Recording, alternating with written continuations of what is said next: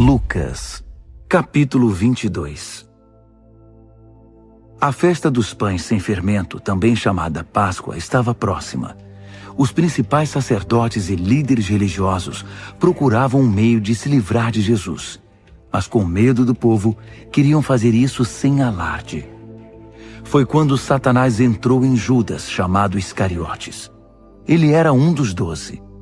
Deixando os demais, ele se aconselhou com os principais sacerdotes e com os guardas do templo a respeito de como poderia trair Jesus.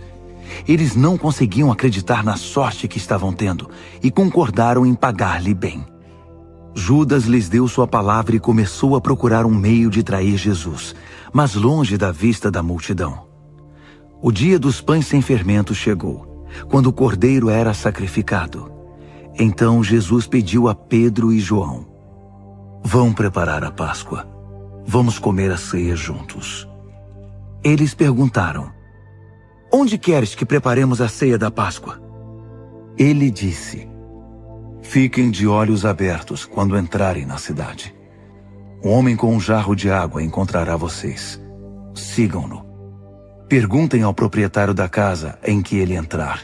O mestre quer saber em qual aposento ele poderá comer a ceia da Páscoa com seus discípulos. O homem mostrará a vocês uma sala no segundo andar, espaçosa, limpa e arrumada. Façam ali os preparativos."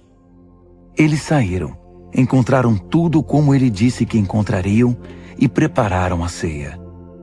Quando chegou a hora, ele se sentou com os apóstolos e declarou: "Vocês não fazem ideia de quanto desejei comer esta ceia com vocês, antes de começar o grande sofrimento da minha missão. Será a última ceia, até que todos a comamos outra vez no reino de Deus." Tomando o cálice, ele o abençoou e disse: "Tomem e distribuam-no entre vocês. Não beberei vinho outra vez até que venha o reino de Deus." Tomando o pão, ele o abençoou, partiu e deu a eles, dizendo: "Isto é o meu corpo dado por vocês. Comam-no em memória de mim." Ele fez o mesmo com o cálice após a ceia, dizendo: "Este cálice é a nova aliança no meu sangue, derramado por vocês. Vocês sabiam que a mão daquele que vai me trair está aqui nesta mesa? É certo que o Filho do Homem irá trilhar um caminho já estabelecido, nenhuma surpresa. Mas para aquele que o entregar será uma desgraça, pois ele é nada menos que o traidor do Filho do Homem." Imediatamente começaram a suspeitar um do outro e a perguntar um ao outro quem estaria prestes a fazer aquilo. Minutos depois, eles começaram a discutir sobre qual deles era o maior. Então, Jesus interferiu. "Os reis gostam de mostrar seu poder, e os líderes gostam de se dar títulos pomposos. Com vocês não será assim. Que o maior de vocês se torne o menor. Quem quer ser líder deve se tornar servo. Quem vocês preferem ser? O que come o jantar ou o que o serve? Vocês preferem comer e ser servidos? Mas eu assumi entre vocês o lugar de quem serve. E vocês têm estado comigo em meus momentos difíceis. Agora, confiro a vocês a autoridade real que meu Pai conferiu a mim, para que eu possa comer e beber na minha mesa no reino, e ser fortalecido enquanto vocês assumem responsabilidades em meio ao povo de Deus. Simão, fique firme. Satanás fez o que pôde para separar você de mim, assim como se separa a palha do trigo. Mas orei por você em particular, para que você não desanime nem desista. Quando passar por alguma provação, pense em seus companheiros e fortaleça-os." Pedro disse: "Senhor, estou pronto para qualquer coisa. Eu iria para a cadeia por ti. Eu morreria por ti." Jesus reagiu: "Sinto muito, Pedro. Mas antes que o galo cante, você negará que me conhece 3 vezes." Ele acrescentou: "Quando eu os enviei e disse para viajarem com pouca coisa, levando apenas o absolutamente necessário, vocês fizeram isso?" "Sem dúvida", responderam. Ele disse: "Agora é diferente. Preparem-se para enfrentar problemas. Providenciem tudo de que vão precisar. Tempos difíceis virão. Penhorem suas roupas e consigam uma espada. Aquilo que foi registrado nas Escrituras, ele foi contado com os criminosos, encontra seu significado final em mim. Tudo que foi escrito a meu respeito, agora vai se cumprir. Eles disseram: Senhor, aqui estão 2 espadas. Mas ele disse: Basta, chega dessa conversa sobre espadas. Saindo dali como costumava fazer, ele foi para o Monte das Oliveiras. Os discípulos o seguiram.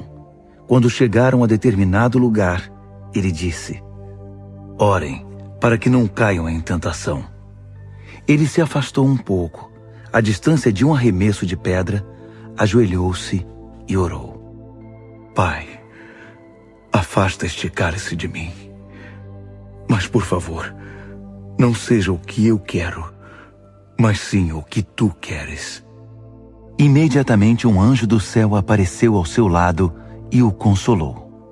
Ele orava com tanta intensidade que o suor, como gotas de sangue, escorria por sua face.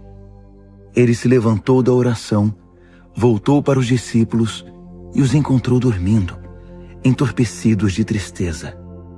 Ele os censurou: Por que estão dormindo? Levantem-se, orem para que não caiam em tentação. Mal ele falou, uma multidão apareceu liderada por Judas, que fazia parte dos 12. Ele foi até onde Jesus estava para beijá-lo. Jesus perguntou: Judas, você trai o Filho do Homem com um beijo? Quando os que estavam com Jesus perceberam o que estava acontecendo, perguntaram: Senhor, vamos lutar? Um deles deu um golpe no servo do sacerdote principal, cortando a orelha direita do homem. Jesus disse: Parem. Então, tocando a orelha do servo, curou o ferimento. Aos que tinham vindo buscá-lo, principais sacerdotes, polícia do templo e líderes religiosos, ele disse: O que vem a ser isto? Estão me atacando com espadas e paus, como se eu fosse um bandido perigoso? Dia após dia estive diante de vocês no templo, e ninguém levantou um dedo contra mim. Mas façam como quiserem. Esta é uma noite de trevas, uma hora escura. Depois de prender Jesus, eles o levaram para a casa do sacerdote principal. Pedro seguiu o grupo, mas a uma distância segura. No meio do pátio, algumas pessoas haviam feito uma fogueira e estavam assentadas ao redor dela para se aquecer.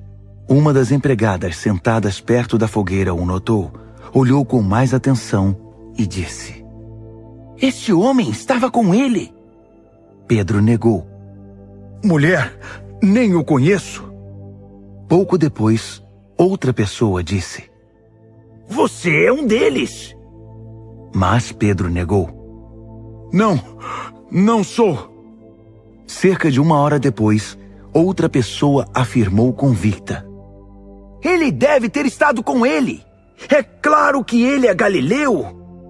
Pedro reagiu: É sério, não sei do que você está falando.